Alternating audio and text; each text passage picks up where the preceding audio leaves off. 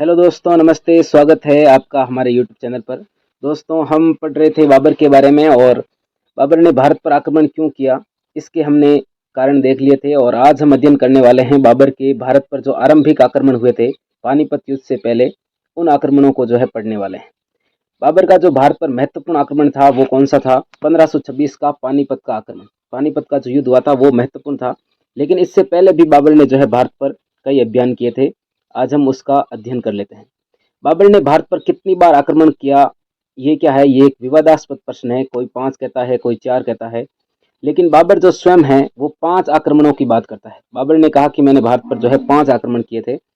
और बाबर कहता है कि 1505 ईस्वी में काबुल पर विजय प्राप्त करने के साथ ही उसकी आकांक्षा भारत पर चढ़ाई करने की रही, लेकिन उसे पहला जो मौका है वो 1519 में मिला था।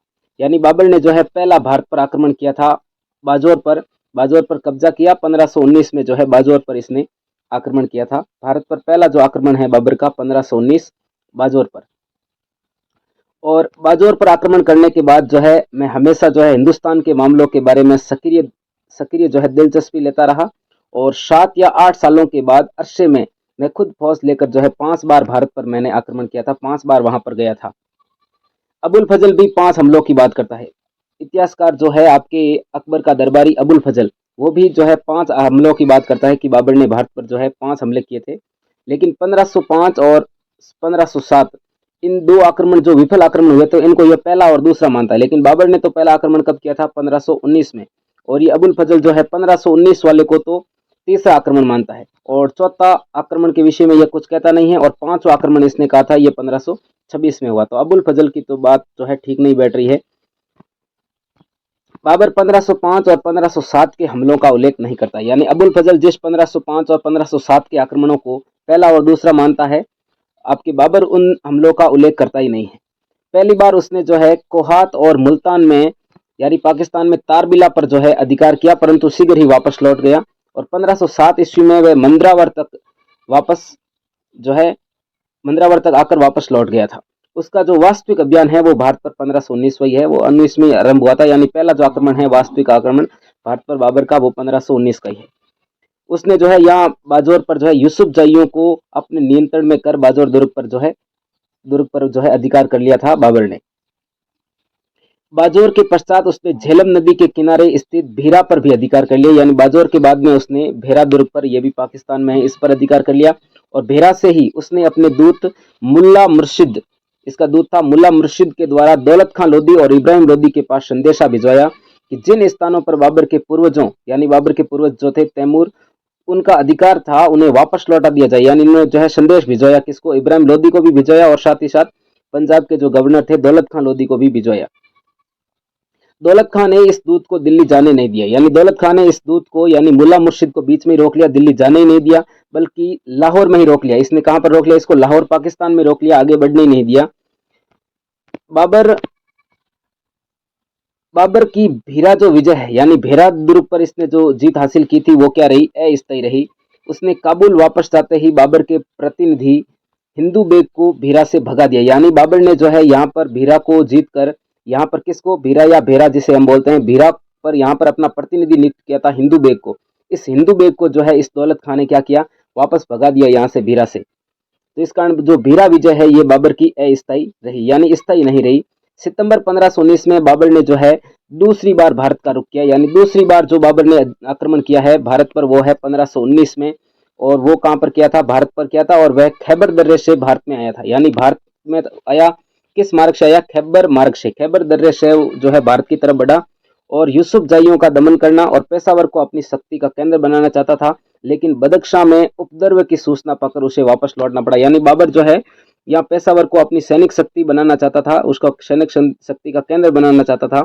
लेकिन बदख्शां, जहां पर जो है बाबर का अधिकार था, उस पर उपद्रव की सूचना जैसे ही मिली बाबर को कि वहां पर जो है थोड़ा विद्रोह हो रहा है, तो बाबर जो है वापस कहाँ चला गया? वापस चला गया। यानी इसने जो है आक्रमण नहीं किया इधर।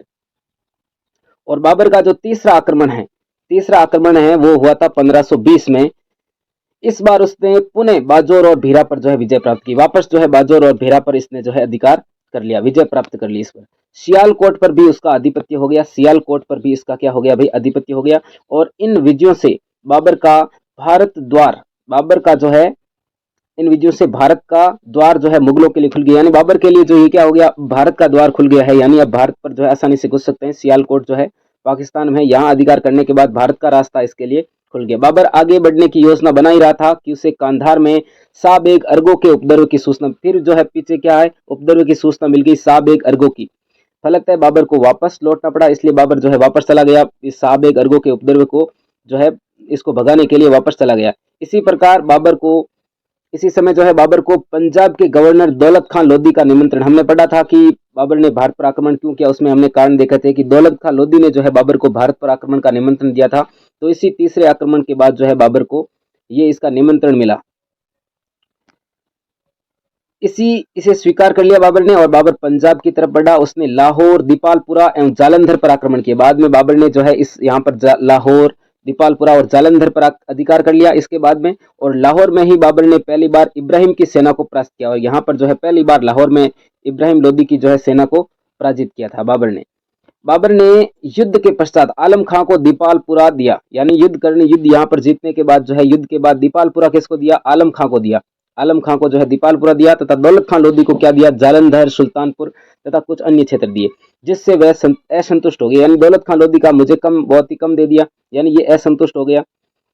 उसने बाबर के विरुद्ध षड्यंत्र किया जो विफल हो गया, यानी इस दौलत खान लोधी ने जो है बाबर के विरोध में षड्यंत्र भी किया था जो विफल हो गया। बाबर के जाने के बाद पुनः दौलत खान लोधी अपनी शक्ति बढ़ाने का प्रयास करने लगा, यानी एक बार तो इसका जो है प्रयास विफल हो गया, षड्यंत्र विफल हो गया, लेकिन इसने बाबर जैसे यहाँ से वापस गया तो इसने फिर जो है अपनी शक्ति बढ़ाने का प्रयास किया। उसने आलम खां को भी कहाँ से भगा दिया भाई, दीपालपुरा से निकाल दिया, यानी इसको जो है दीपालपुरा से किसको भगा दिया, आपके इस आलम खां को भगा दिया, क्योंकि आलम खान को क्या दिया था, दीपालपुरा दिया था बाबर ने युद्ध के बाद में, लेकिन यहाँ से इसको भगा दिया और आलम खान वापस किसकी शरण में चला गया, बाबर की शरण में पहुंचा। अतः 1525 में बाबर जो है दौलत खान लोधी के विरुद्ध बढ़ा, वापस आया भाई, दौलत खान लोधी विद्रोही हो रहा है, ये जो है बाबर के विरुद्ध षड्यंत्र कर रहा है, तो 1525 में जो है बाबर दौलत खान लोधी के ऊपर आया आक्रमण करने के लिए, और नवंबर में बाबर काबुल से भारत की तरफ बढ़ा, और मार्ग में हुमायूं जो इसका बेटा है और ख्वाजा कल्ला भी अपनी सेनाओं के साथ बाबर से आ मिले, और बाबर की सैनिक शक्ति को देखकर दौलत खान लोधी को जो है आत्मसमर्पण करना पड़ा। यानी बाबर जब सज धज के अपनी जो है सेना से सुसज्जित यहाँ आया तो ये दौलत खान डर गया और इसने जो है आत्मसमर्पण कर दिया। बाबर की जो है बहुत ज्यादा सेना थी, और इसके बाद में दौलत खान लोधी को गिरफ्तार करके कहाँ भेज दिया, भेरा भेज दिया, यानी भीरा दुर्ग में भेज दिया, परंतु मार्ग में ही उसकी मृत्यु हो गई, यानी भेरा जाते समय जो है दौलत खान लोधी की मृत्यु हो गई। दौलत खान लोधी का जो पुत्र था गाजी खां, वो किसकी शरण में चला गया, इब्राहिम लोधी की शरण में चला गया, परंतु दिलावर खान लोधी जो है, दिलावर खां जो है वो बाबर के साथ ही रहा, यानी इसका जो पुत्र है आपके दौलत खान लोधी का, वो बाबर के साथ ही बना रहा। बाबर ने समस्त पंजाब पर आसानी से अधिकार कर लिया और अब दिल्ली का रास्ता उसके सामने जो है एकदम साफ था। पानीपत का जो युद्ध है ये इब्राहिम लोधी, और अब ये भारत का जो है निर्णायक युद्ध है, भारत में जो है जो स्थापना हुई थी आपके मुगल वंश की, उसके लिए निर्णायक युद्ध है। इस युद्ध के बारे में पढ़ते हैं, युद्ध का स्वरूप कैसा था उसके बारे में देख लेते हैं। सबसे पहले बाबर द्वारा पंजाब पर अधिकार किए जाने तक इब्राहिम लोधी ने बाबर को आगे बढ़ने से रोकने का कोई विशेष प्रयास नहीं किया था, परंतु जब बाबर पंजाब से आगे दिल्ली की तरफ बढ़ा तो इब्राहिम ने स्वयं उसका मुकाबला करने का निश्चय किया। वह एक विशाल सेना के साथ पानीपत के मैदान की तरफ बढ़ा। बाबर भी तेजी से लाहौर से पानीपत की तरफ बढ़ा। मार्ग में उसने अनेक लोधी चौकियों पर अधिकार कर लिया। 12 अप्रैल 1526 को बाबर जो है कहां पर पहुंचा, पानीपत पहुंचा, और जहां अफगान सुल्तान एक बड़ी सेना के साथ जो है उसकी प्रतीक्षा कर रहा था। यानी ये युद्ध 21 अप्रैल को होना है, और 21 अप्रैल से पहले ही जो है बाबर 12 अप्रैल को यहाँ पर पहुंच जाता है पानीपत हरियाणा में। तो युद्ध के लिए तैयार हैं, अब लड़ें कब, उसका जो है अब निर्णायक युद्ध है, अब ये कब होने वाला है देखते हैं, कितनी में कौन से पक्ष में कितनी सेनाएं थी, इसका भी जो है थोड़ा जायजा ले लेते हैं। पानीपत के युद्ध के अवसर पर दोनों पक्षों की सैन्य संख्या क्या थी यह निश्चित तौर पर नहीं कहा जा सकता है। बाबर अपने संस्मरण में सैनिकों की संख्या के विषय में नहीं बताता है। कहा जाता है कि इब्राहिम की सेना में 1 लाख सैनिक और 1000 हाथी थे, यानी ऐसा कहा जाता है कि इब्राहिम लोधी की जो सेना है उसमें 1 लाख सैनिक और 1000 हाथी थे। इस संख्या के विषय में संदेह व्यक्त किए गए हैं, और वस्तुतः इब्राहिम की सेना में वास्तविक सैनिक के अतिरिक्त बड़ी संख्या में सेवक भी थे, यानी सेना तो थी, सेना के साथ साथ सेवक भी थे। तो लोगों ने जो संख्या बताई है 1 लाख सैनिकों की, तो इसमें भाई बहुत सारे सेवक भी थे। तो सेवक तो युद्ध कर नहीं सकते, यानी सेवक जो दास होते हैं वो युद्ध नहीं कर सकते, है ना, वो तो सिर्फ सेवा ही करेंगे, उन्होंने कभी हथियार उठाए ही नहीं है, यानी उनका सेवकों का युद्ध से कोई वास्ता ही नहीं था। और एक इतिहासकार है सर जदुनाथ सरकार। सर जदुनाथ सरकार के अनुसार इब्राहिम लोदी की सेना में पूरी तरह से लैस करीब 20,000 घुड़सवार थे। यानी सेना जो है हथियारों से सुसज्जित कितनी 20,000 घुड़सवार थे इनके पास, इब्राहिम लोदी के पास, ऐसा इतिहासकार सर जदुनाथ सरकार ने कहा है।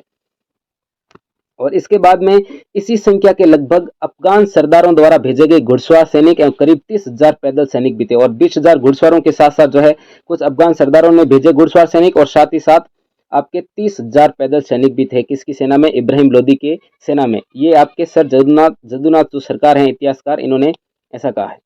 हाथियों की एक बड़ी संख्या भी जो है इब्राहिम लोदी के पास थी। इसके विपरीत बाबर की सेना जो है बहुत ही छोटी थी। यानी बाबर की सेना जो है इब्राहिम लोदी की सेना की तुलना में छोटी थी। अबुल फजल के अनुसार बाबर की सेना में 12,000 घुड़सवार थे। और रसब्रुक विलियम्स जो है ये आपके बाबर की सेना में संख्या कितनी बताते हैं सैनिकों की, 8,000 संख्या बताते हैं। जबकि अबुल फजल जो है वो बाबर की सेना में 12,000 घुड़सवार जो है इसकी इतनी संख्या बताता है। घुड़सवारों के अतिरिक्त बाबर के पास एक तोपखाना भी था। यानी ये प्रसिद्ध है, आप जानते ही हो, तोपखाना जो है बाबर के पास था। इसके अतिरिक्त पंजाब विजय के पश्चात उसकी सेना में भारतीय मित्रों के सैनिक और अफगान सैनिक और किराए के तुर्की सैनिक भी शामिल थे। यानी बाबर के पास जो है थोड़ी ये सैनिक भी थे, भारतीय मित्र भी आ गए इसके पास। अतः बाबर की सेना भी कम नहीं थी। यानी दोनों की सेना लगभग बराबर ही थी, कम नहीं थी। ये भी मतलब ताकतवर थी। इसके बाद तोप खाना वगैरह यानी जो है आधुनिक हथियार थे इनके पास। लेकिन यह निश्चित रूप से इब्राहिम लोदी की जो सेना थी उससे छोटी थी, मगर ज्यादा सशक्त थी। यानी बाबर की सेना छोटी जरूर थी इब्राहिम लोदी से, लेकिन ज्यादा सशक्त थी, ज्यादा ताकतवर थी। पानीपत पहुंचकर बाबर स्थिति का जायजा लेता रहा। उसने खाइयां खोदकर और पेड़ों की बाड़ खड़ी कर अपनी सुरक्षा की व्यवस्था की। यानी बाबर ने अपनी सुरक्षा की जो है पूरी व्यवस्था की वहां पर पानीपत पहुंचकर। खाइयों के सामने गाड़ियां खड़ी कर उसने सुरक्षात्मक दीवार सी बना डाली, और अधिक सुरक्षा और तोपचियों की सुविधा के लिए हर दो गाड़ियों के बीच लकड़ी की तिपाइयों पर 5 या 6 खालें खड़ी कर दी गई, जिससे कि गोलंदाज यानी जो गोला दागते हैं तोप में, गोलंदाज जो है सुगमता पूर्वक खड़ा होकर जो है तोप में गोला चला सके। हर दो गाड़ियों के पहियों को मजबूत रस्से से बांध दिया गया तथा गाड़ियों के बीचों बीच आने जाने के लिए मार्ग छोड़ दिया गया, जिससे आवश्यकतानुसार बाबर के जो है सैनिक हैं, घुड़सवार सैनिक, वो आसानी से निकल सके। इस प्रकार बाबर ने अपनी व्यू रचना जो है, ये सैनिकों को रखने की जो व्यू रचना बनी है, ये किस पद्धति से बनी है, रूमी या ओटोमन पद्धति द्वारा जो है इसने अपनी सैनिकों की व्यवस्था की। ये जो सैनिकों की व्यू रचना बनी है इसको क्या कहा गया है, रूमी अथवा ओटोमन पद्धति। और बाबर ने अपनी समस्त सेना को दाहिना, मध्यम, बायां, अग्रिम और सुरक्षित पंक्तियों में विभाजित कर दिया। सुरक्षित कौन सी पंक्तियां हो गई, जो है आरक्षित पंक्तियां हैं, यानी जो अभी युद्ध नहीं करेगी। जैसे ही वो युद्ध करने वाली सैनिक थकेंगे तो ये अपने आप अचानक जो है इस सैनिकों को, इन सैनिक टुकड़ियों को भेजेंगे, यानी जो सुरक्षित सैनिक टुकड़ियां हैं उनको भेज दिया जाएंगे। यानी बाबर ने अपनी सेना को जो है अलग अलग भागों में विभक्त कर दिया, दाहिने भाग में, मध्यम, बीच में और बायां, आगे, फिर सुरक्षित पंक्तियां। इसके अतिरिक्त 2 विशाल पार्श्व दल या तुलुगमा की व्यवस्था की गई। बाबर ने जो इसी युद्ध में तुलुगमा जो पद्धति है उसकी भी व्यवस्था कर रखी थी। तुलुगमा पद्धति का प्रयोग किया था बाबर ने इस युद्ध में। बाबर की सहायता के लिए हुमायूं, बाबर के योग्य सरदार और 2 जो तोपची थे, कुशल तोपची, कौन थे, 2 तोपचियों के नाम हमने पहले भी जिक्र किया था उनका, उस्ताद अली और मुस्तफा। ये जो 2 तोपची थे बाबर के, तोपखाने के जो प्रमुख थे तोपची, वो भी मैदान में थे बाबर के साथ पानीपत में। और बाबर की तुलना में इब्राहिम की जो सुरक्षा व्यवस्था थी वो सुदृढ़ नहीं थी। यानी इब्राहिम लोदी की सुरक्षा व्यवस्था जो है कम थी, हालांकि सैनिक तो उसके पास बहुत ज्यादा थे। और इब्राहिम लोदी की जो सेना थी वो परंपरागत तरीके से ही विभाजित थी। यानी बाबर ने तो इसको अपने जो है तुलुगमा पद्धति है, रूमी पद्धति है, इससे जो है अपनी सेना को सजा रखा था। लेकिन इब्राहिम लोदी की जो सेना थी वो परंपरागत तरीके से, जिस प्रकार उसके बाप दादा बहलोल लोदी, सिकंदर लोदी जो सेना को आपके सुसज्जित करते थे, उसी प्रकार जो इसकी जो इब्राहिम लोदी की जो सेना थी वो परंपरागत तरीके से ही विभाजित थी। लगभग 1 सप्ताह तक दोनों सेनाएं आमने सामने डटी रही। बाबर ने यद्यपि इब्राहिम लोदी की सेना को लगातार उकसाया, तथापि न तो स्वयं वह और न ही इब्राहिम लोदी युद्ध करने को आगे बढ़ा। यानी बाबर और इब्राहिम लोदी का सामना नहीं हुआ, न ही इब्राहिम लोदी आगे बढ़ा और न ही बाबर आगे बढ़ा। 20 अप्रैल की रात्रि में बाबर के सैनिकों ने इब्राहिम के शिविर पर धावा बोल दिया। फलतः इब्राहिम को शिविर से निकलकर आगे बढ़ना पड़ा। और 21 अप्रैल 1526 को सुबह जो है दोनों सेनाओं के बीच में क्या हुआ, युद्ध प्रारंभ हुआ, मुठभेड़ हुई। और अफगान तेजी से आगे बढ़े, परंतु बाबर की सुरक्षा पंक्ति को देखकर उनमें घबराहट फैल गई। यानी बाबर की सुरक्षा व्यवस्था बहुत ही अच्छी थी, वहां तक जो है सैनिक नहीं पहुंच सकते थे। बाबर ने मौके का लाभ उठाकर इब्राहिम पर चारों तरफ से जो है चारों तरफ से क्या कर दिया भाई, आक्रमण कर दिया और उसको घेर लिया। बाबर के तीरंदाजों और तोपचियों उसकी तुलगमा पद्धति ने जो है क्या किया, इब्राहिम की सेना के पांव उखाड़ दिए।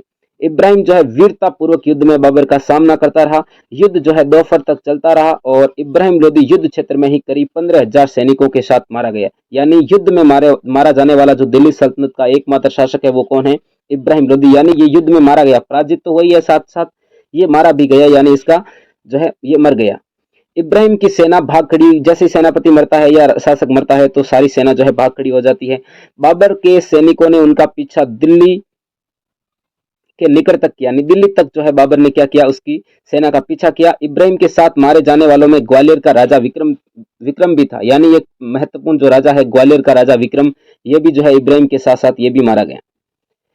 बाबर अपने संस्मरण में लिखता है कि आगरा पहुंचकर उसे ज्ञात हुआ कि पानीपत के मैदान में 40-50 हजार व्यक्ति मारे गए थे। यानी बाबर कहता है लगभग 40-50 हजार व्यक्ति मारे गए इस युद्ध में। निश्चित ही बाबर की यह उक्ति अतिशयोक्तिपूर्ण है तथा इतना तो स्वीकार करना ही पड़ेगा कि कुछ घंटों के युद्ध ने ही जो है भारत का भाग्य, भारत की जो किस्मत है वो बदल दी। इस महत्वपूर्ण घटना का उल्लेख करते हुए बाबर क्या कहता है कि सर्वशक्तिमान परमात्मा की अपार अनुकंपा से यह कठिन कार्य मेरे लिए सुगम बन गया और वह विशाल सेना आधे दिन में ही मिट्टी में मिल गई। यानी जो इब्राहिम लोदी की सेना है वो आधे दिन में ही मिट्टी में मिल गई, वो ऊपर वाले की कृपा है, ऐसा बाबर ने जो है कोटेशन में कहा है, ऐसा बाबर ने कहा है। अब इस पानीपत युद्ध के क्या परिणाम रहे। पानीपत के युद्ध के परिणाम भारतीय इतिहास और बाबर के लिए अत्यंत ही महत्वपूर्ण और निर्णायक जो है सिद्ध हुए। पानीपत के युद्ध ने भारतीय इतिहास के एक अध्याय का समापन किया और दूसरे अध्याय की शुरुआत की। यानी कि जो दिल्ली सल्तनत का अंत हुआ वो पहला अध्याय समाप्त हुआ और दूसरा जो अध्याय शुरू हुआ वो हुआ मुगल वंश की स्थापना। इस युद्ध ने विघटनशील तुर्क अफगान उमरावों यानी सरदारों को अपने आघात से कुचल दिया तथा भारतीय राजनीति में एक नए खून मुगल का प्रवेश कराया। बाबर की विजय ने लोदी वंश की सत्ता समाप्त कर दी। अफगान कुछ समय के लिए भारत की सर्वोच्च सत्ता से वंचित कर दिए गए और अब लोदी वंश की जगह एक नए वंश ने ले ली जिसका नाम क्या था, मुगलों का। यानी कि शासन आरंभ हुआ जिसने अपना विदेशी दृष्टिकोण पूरी तरह से त्याग कर हर तरह से अपना भारतीयकरण किया तथा लगभग 15 सालों के मध्यांतर के बाद लगभग 3 शताब्दियों तक भारत का सम्राट बने रहने का गौरव प्राप्त किया। यानी यहाँ का 300 साल तक जो है इन मुगलों ने यहाँ भारत पर अधिकार किया, शासन किया। मुगलों से ही अंग्रेजों ने जो है वास्तविक सत्ता प्राप्त की। यानी मुगल कमजोर हुए तो उसके बाद में अंग्रेजों ने जो है मुगलों से यहाँ पर शासन किया, बाद में अंग्रेजों ने भी यहाँ पर शासन किया। इस वंश ने अनेक योग्य शासकों को दिया जिन्होंने भारत की सांस्कृतिक कलात्मक एवं भौतिक प्रगति में अमूल्य योगदान दिया। पानीपत के युद्ध का वास्तविक महत्व इस बात में निहित है कि जो 1192 में तराइन के युद्ध में दिल्ली सल्तनत के जन्म की प्रक्रिया आरंभ हुई। यानी मोहम्मद गोरी का ही गुलाम था कुतुबुद्दीन ऐबक। 1206 में जो है कुतुबुद्दीन ऐबक ने क्या किया था भाई, दिल्ली सल्तनत की स्थापना की थी। उसका अंत हो गया कहां पर, 1526 के पानीपत के मैदान में। पानीपत के युद्ध के पश्चात बाबर के अधीन पंजाब से आगरा तक का क्षेत्र आ गया। लोदियों की कमर टूट गई और इतिहासकार लैनपुल के शब्दों में, लैनपुल इतिहासकार है वो क्या कहता है कि अफगानों के लिए पानीपत का युद्ध उनका दुर्भाग्य था, इसने उनके राज्य और शक्ति का अंत कर दिया। इस युद्ध के परिणाम स्वरूप भारत में बाबर की विजय का जो है दूसरा चरण पूरा हुआ। बाबर के घुमकड़ी का जो जीवन है वो घुमकड़ी के दिन समाप्त हो गए। यानी बाबर जो है पहले तो एक जगह से दूसरी जगह भटकते ही रहा था। उसकी विजयों में भाग बंटाने वाला कोई नहीं था, यानी उसका भाई वगैरह कोई नहीं था। उसके जितने भी संबंधी थे वो उसके विरोध में ही थे। आलम खां और दौलत खां की शक्ति अब समाप्त हो चुकी थी और राणा सांगा मेवाड़ में ही व्यस्त रहा। अतः निर्विवाद बाबर जो है क्या हो गया, लोधी राज्य का मालिक हो गया, यानी दिल्ली सल्तनत का शासक बन गया, दिल्ली का शासक बन गया। दिल्ली सल्तनत का तो अंत हो ही गया। 27 अप्रैल 1526 को दिल्ली में खुतबा में उसका नाम पढ़ा गया। यानी खुतबा जो आपके नमाज से पहले हर शुक्रवार को या जो नमाज से पहले उपदेश देते हैं उस उपदेश में जो है किसका नाम पढ़ा गया भाई, बाबर का नाम पढ़ा गया। यानी बाबर ने जो है मुसलमानों के लिए अच्छा काम किया है, भारत को जीत लिया है ना, दिल्ली का शासक बन गया है। तो खुतबा में उसका नाम पढ़ा गया 27 अप्रैल 1526 को। हुमायूं ने आगरा पर अधिकार कर बाबर को वहां का बादशाह घोषित कर दिया। यानी हुमायूं उसका बेटा, उसने आगरा पर अधिकार कर लिया और बाबर को वहां का क्या बना दिया भाई, बादशाह बना दिया। इस प्रकार अफगानों की नई और पुरानी अफगानों की जो पुरानी और नई राजधानी थी कौन सी, आगरा और दिल्ली, दोनों ही राजधानियों में बाबर के अधीन हो गई। यानी दोनों ये राजधानियां जो है आगरा और दिल्ली, ये दोनों किसके अधीन हो गई, बाबर के अधीन हो गई। इसके साथ ही लोदियों के संपूर्ण राज्य पर भी उसकी सत्ता स्थापित हो गई। हुमायूं को आगरा में एकत्र लोदी खजाना भी मिल गया। यानी लोदियों का जो खजाना था, इब्राहिम लोदी का जो खजाना था, वो आगरा में किसको मिल गया, बाबर के बेटे हुमायूं को मिल गया। इस धन से बाबर की आर्थिक कठिनाइयां दूर हो गई। यानी बाबर को ज्यादा से ज्यादा धन मिला, तो बाबर की जो आर्थिक परेशानियां थी, कठिनाइयां थी, वो उसकी दूर हो गई। अब जौनपुर तक का समृद्ध क्षेत्र बाबर के सामने खुला पड़ा था। यानी अब लगभग पूरे भारत पर बाबर का जो है अधिकार हो गया। सैनिक दृष्टिकोण से भी पानीपत के युद्ध के परिणाम महत्वपूर्ण निकले। इस युद्ध ने भारतीय सैन्य दुर्बलता को उजागर कर दिया। यानी कहने का मतलब क्या है, पूरे भारत का कहने का मतलब यह है कि बाबर जो है दिल्ली जो है भारत की राजधानी, यानी भारत का जो प्रमुख स्थान है उस पर इसका अधिकार हो गया। यानी जो भारत की पूरी सत्ता चलती है वो दिल्ली से चलती है, तो वो भारत का प्रमुख शासक हो गया है। यानी अब सत्ता जो है उसी की चलेगी, ज्यादातर जो शासक होंगे वो उसी के अधीन होंगे। इब्राहिम की विशाल सेना को बाबर ने अपने कुशल सैन्य दुर्बलता को उजागर कर दिया, कुशल जो है सैन्य संचालन से परास्त कर दिया इस इब्राहिम लोदी की सेना को। इस युद्ध में बाबर जो है भारत में पहली बार तोपखाने एवं तुलुगमा पद्धति का प्रयोग कर जो है सफलतापूर्वक किया। बाबर ने इसका प्रयोग दोनों का इस युद्ध में किया था। यानी तोपखाने और तुलुगमा पद्धति का जो प्रयोग है ये बाबर ने इस युद्ध में ही किया था। पहली बार प्रयोग जो है किस युद्ध में किया, पानीपत के युद्ध में तुलुगमा पद्धति और तोपखाने का प्रयोग, याद रखना। इस नवीन युद्ध पद्धति ने भारत में युद्ध का स्वरूप ही बदल दिया। इसके साथ साथ बाबर की विजय से उनकी सैनिक क्षमता की धाक भारतीय राज्यों पर जम गई। वे उससे भयभीत हो गए, परंतु सभी राज्यों की ऐसी स्थिति नहीं थी। अतः शीघ्र ही उत्तर भारत पर आधिपत्य स्थापित करने के लिए एक नए संघर्ष का आरंभ हुआ। बाबर की जो सफलता है पानीपत युद्ध को लेकर, ये किस प्रकार बाबर जो है सफल हुआ, इसको देख लेते हैं। क्या कारण थे सफलता के। पानीपत के युद्ध में बाबर की विजय भारतीय इतिहास की एक विलक्षण घटना थी। मध्य एशिया के एक आक्रमणकारी ने अपनी छोटी सी सेना के सारे 3 शताब्दियों से स्थापित दिल्ली सल्तनत का आसानी से सर्वनाश कर डाला। युद्ध में बाबर की विजय और इब्राहिम लोदी की पराजय के लिए अनेक उत्तरदायी कारण थे। इन कारणों में से जो सबसे प्रमुख थे, इब्राहिम लोदी की अयोग्यता और बाबर की योग्यता। चलिए देखते हैं इब्राहिम लोदी की क्या दुर्बलता थी। बाबर की सफलता का सर्वाधिक महत्वपूर्ण कारण उसका जो प्रतिद्वंदी था इब्राहिम लोदी, वो राजनीतिक और व्यक्तिगत दुर्बलता से युक्त था। और इब्राहिम लोदी एक अदूरदर्शी और संदेहशील व्यक्ति था। वह न तो राजनीतिक समस्याओं को सही ढंग से समझ पाता था और न ही उचित निर्णय ले पाता था। वह कठोर, दंभी और शंकालु प्रवृत्ति का शासक था।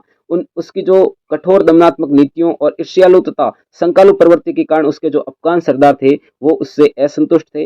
महत्वपूर्ण एवं प्रभावशाली जो अफगान सरदार थे जैसे दौलत खां, दरिया खां, आलम खां इत्यादि जो है उसके क्या बन गए, प्रबल शत्रु।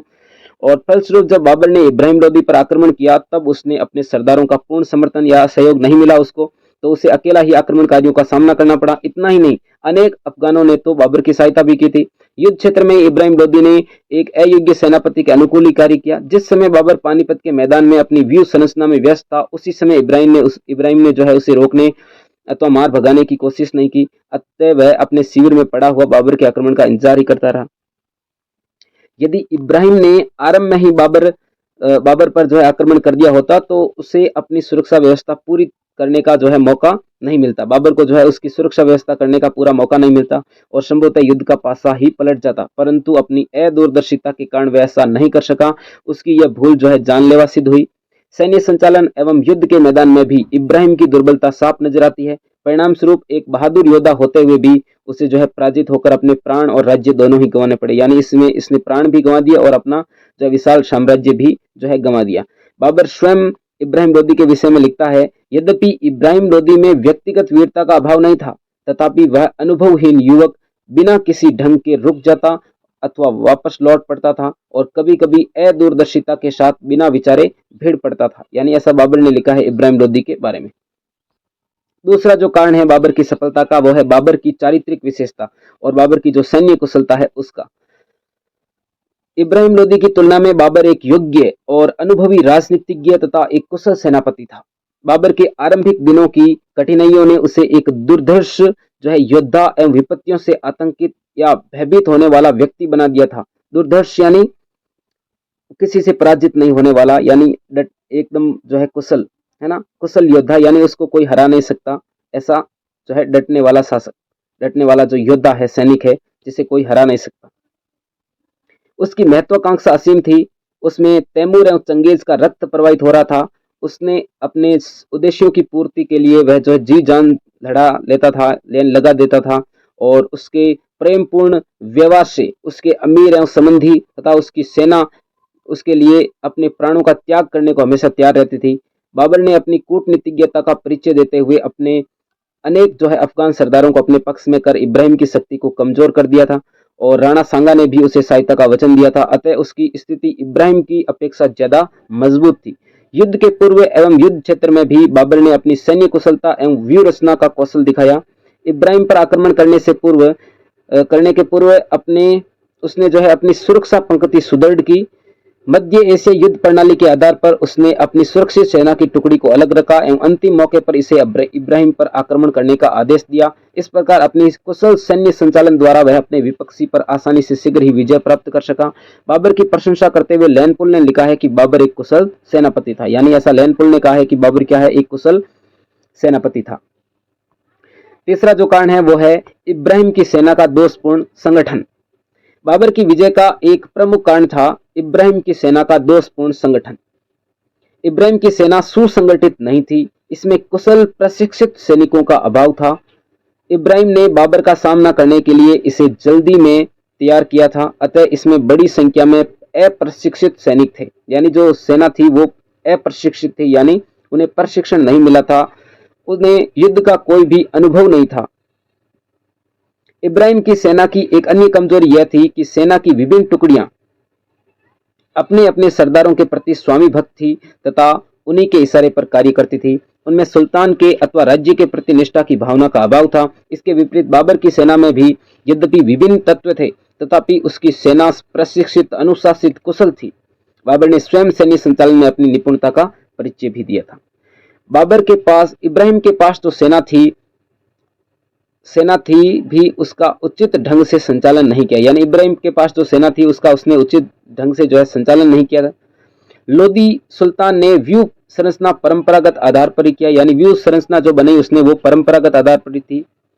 उसने अपनी सेना में हाथियों को घुड़सवारों की अपेक्षा अधिक महत्वपूर्ण स्थान दिया। हाथी की टुकड़ियां घुड़सवारों की तरह तेजी से कार्य नहीं कर सकी। इतना ही नहीं, बाबर की तोपों की मार से हाथी घबरा कर बिगड़ गए और अपनी ही सेना को कुचलना आरंभ कर दिया। इसके विपरीत बाबर ने अपनी व्यूह रचना में मध्य एशिया में प्रचलित तुलुगमा एवं रूमी व्यवस्था को महत्वपूर्ण स्थान दिया। फलतः उसकी सुरक्षा पंक्ति अभेद्य बन गई। बाबर ने अपनी समस्त सेना को विभिन्न टुकड़ियों में विभाजित कर एवं एक टुकड़ी को सुरक्षित रखकर अपनी स्थिति सुदृढ़ कर ली।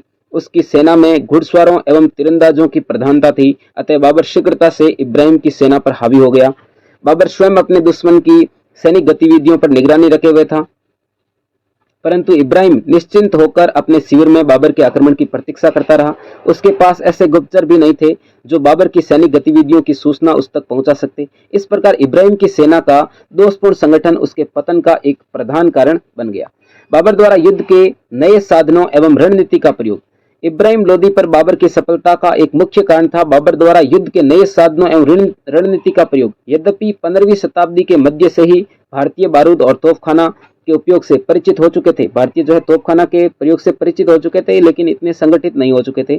तथापि इनका प्रयोग सीमित पैमाने पर ही होता था, इसलिए इब्राहिम के पास तोपखाना था ही नहीं। बाबर के पास तोपों और बंदूकों तथा तोपचियों वाली सेना की एक सुसंगठित टुकड़ी थी, इसलिए जो है बाबर की तोपों की मार के कारण इब्राहिम की सेना के पांव उखड़ गए। तोपखाने के प्रयोग के अतिरिक्त तुलुगमा और रूमी पद्धति के प्रयोग से भी बाबर को जो है युद्ध में सफलता प्राप्त हुई।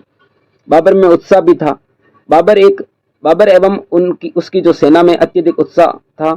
पंजाब की निर्विघ्न विजय के पश्चात उसका जोश जो है दुगना हो चुका था। भारत विजय से उसे राज्य और धन की प्राप्ति होने वाली थी।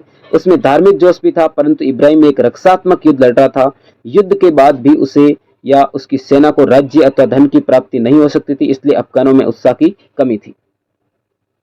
भारत की राजनीतिक स्थिति। भारत की तत्कालीन राजनीतिक स्थिति ने भी बाबर को जो है सहायता पहुंचाई भारत विजय ने, और भारतीय राज्यों की आपसी फूट एवं उनमें से कुछ का सहयोग प्राप्त कर बाबर के हौसले बुलंद हो चुके थे। वह समझता था कि इब्राहिम की नीतियों से शुद्ध और अपने अपने स्वार्थों से प्रेरित होकर देसी राज्य इब्राहिम की सहायता को नहीं आएंगे। उसे इस बात का भय नहीं था कि जब वह लोदी सुल्तान से युद्ध कर रहा होगा तब अन्य कोई भारतीय शासक उस पर आक्रमण करेगा, अतः वह निश्चित होकर अपना ध्यान जो है इब्राहिम पर केंद्रित कर सका। इस प्रकार इब्राहिम की चारित्रिक दुर्बलता, उसकी दोषपूर्ण सैन्य संचालन की नीति एवं सेना का संगठन तथा भारतीय राज्यों और स्वयं उसके सरदारों के असहयोग के कारण इब्राहिम लोदी को पानीपत के मैदान में पराजय का मुख देखना पड़ा। पानीपत युद्ध के पश्चात जो है भारत में कौन कौन सी घटनाएं हुई। बाबर की समस्याएं। पानीपत के युद्ध में विजय के पश्चात भी बाबर की स्थिति निरापद नहीं थी। युद्ध दिल्ली में खुतबा पढ़वाने के पश्चात बाबर जो है 10 मई 1526 को आगरा पहुंचा। हुमायूं ने वहां पहले ही पहुंचकर इब्राहिम लोदी के महल और खजाने पर अधिकार कर लिया था।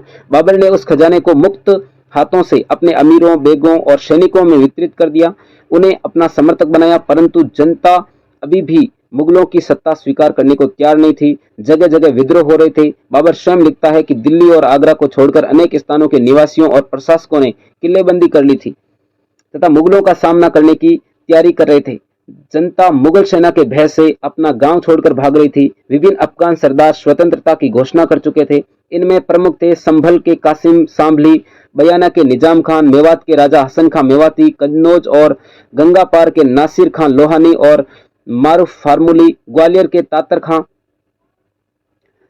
एवं कालपी के आलम खां। ये अफगान सरदार अपने अपने इलाकों में स्वतंत्र शासक बन चुके थे। इसी प्रकार दरिया खां लाहौनी का पुत्र बहार खां, जिसे बिहार खां भी कहते हैं, सुल्तान महमूद के नाम से बिहार का शासक बन बैठा।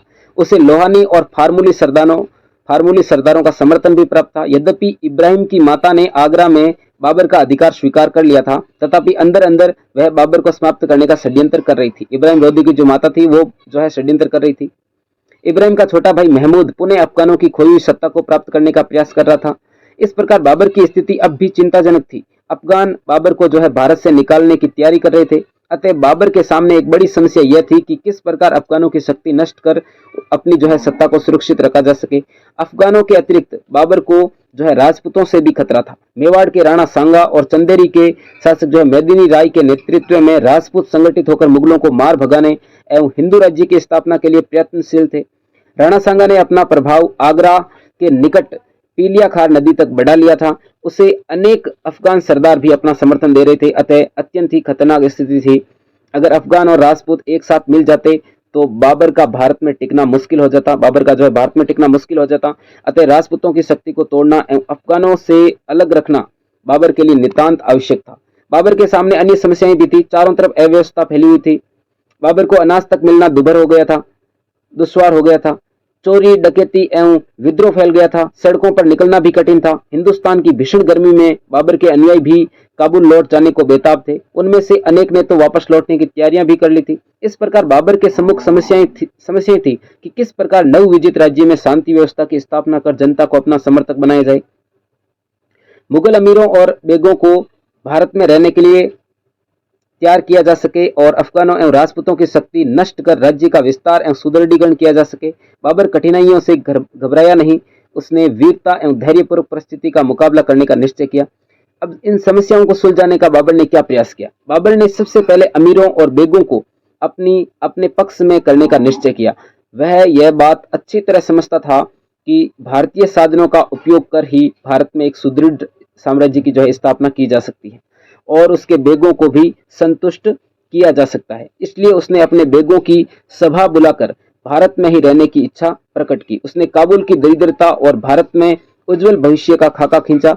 जो मुगल भारत में नहीं रहना चाहते थे उन्हें काबुल वापस लौटने की छूट दे दी गई। बाबर की अपील से उसके सहयोगी अत्यंत प्रभावित हुए।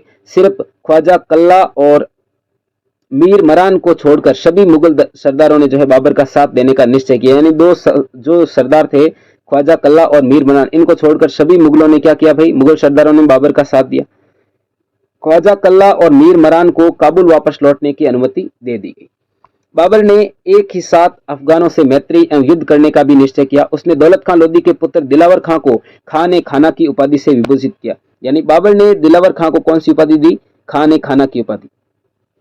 यानी दिल्ली का जो आपके दौलत खां लोदी था उसका बेटा दिलावर खां, इसको खान ए खाना की उपाधि से विभूषित किया बाबर ने एवं उसके साथ उदारतापूर्ण व्यवहार भी किया। बाबर के इस व्यवहार से अनेक अफगान सरदार शेख बयाजीद, मोहम्मद खान नुहानी, शेख घूरन इत्यादि बाबर के जो है पक्षधर बन गए। बाबर ने उनके साथ सम्मानजनक व्यवहार किया एवं उन्हें जागीरें भी प्रदान की।